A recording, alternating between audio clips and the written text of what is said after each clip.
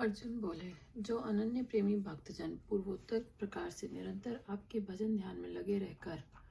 आप सगुण रूप परमेश्वर को और दूसरे जो केवल अविनाशी सच्चिदानंद निराकार ब्रह्म को ही अतिशेष भाव से भजते हैं, उन दोनों प्रकार के उपासकों में अति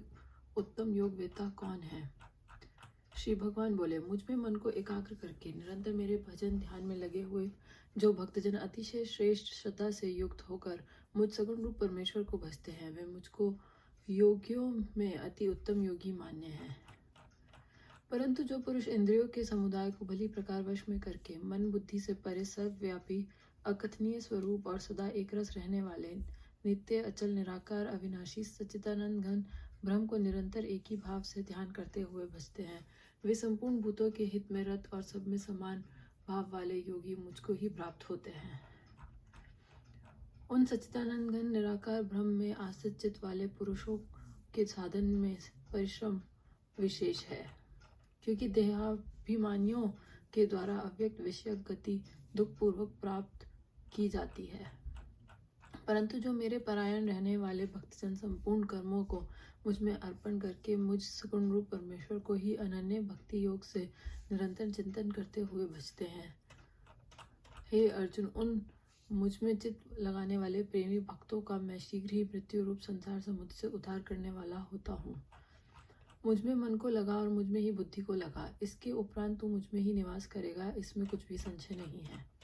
यदि तू मन को मुझ में अचल स्थापन करने के लिए समर्थ नहीं है, तो हे अर्जुन, अभ्यास रूप योग के द्वारा मुझको प्राप्त होने के लिए इच्छा कर। यदि तू उपयुक्त अभ्यास में भी असमर्थ है, तो केवल मेरे लिए कर्म करने के ही परायण हो जा। इस प्रकार मेरे निमित्त कर्मों को करता हुआ भी मेरी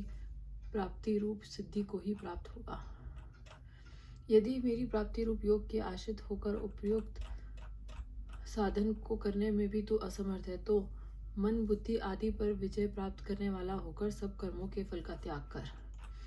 मर्म को ना जानकर किए हुए अभ्यास से ज्ञान श्रेष्ठ है, ज्ञान से मुझ परमेश्वर के स्वरूप का ध्यान श्रेष्ठ है, और ध्यान से भी सब कर्मों के फल का त्याग श्रेष्ठ है, क्योंकि त्याग से तत्काल ही परम शांति होती है। जो पुरुष सब भूतों में द्वेष भाव से रहित, स्वार्थ रहित, सबका प्रेमी और हितु रहित दयालु है, तथा ममता से रहित, अहंकार से रहित, सुख दुखों की प्राप्ति में सम और क्षमावान है, अर्थात अपराध करने वालों को भी अभय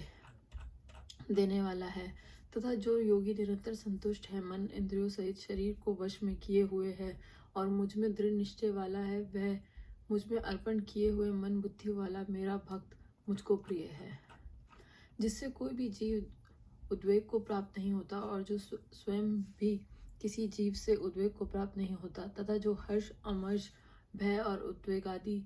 से रहित है, वह भक्त मुझको प्रिय है। जो पुरुष आकांक्षा से रहित, बाहर भीतर से शुद्ध,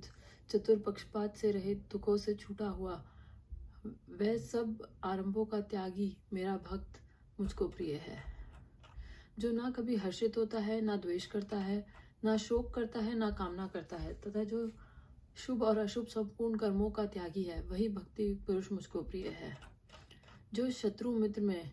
और मान अपमान में सम है, तथा सर्दी गर्मी और सुख दुख आदि द्वंद्वों में सम है और आसक्ति से रहित है, जो निंदा स्तुति को समान समझने वाला, मननशील और जिस किसी प्रकार से भी शरीर का निर्वाह होने में सदा ही संतुष्ट है और रहने के स्थान में ममता और आसक्ति से रहित है, वह स्थिर बुद्धि भक्तिमान पुरुष मुझको प्रिय है। परंतु जो श्रद्धा युक्त पुरुष मेरे परायण होकर इस ऊपर कहे हुए धर्म में अमृत को निष्काम प्रेम भाव से सेवन करते हैं, वे भक्त मुझको अतिशय प्रिय है। ओम जय भगवद गीता।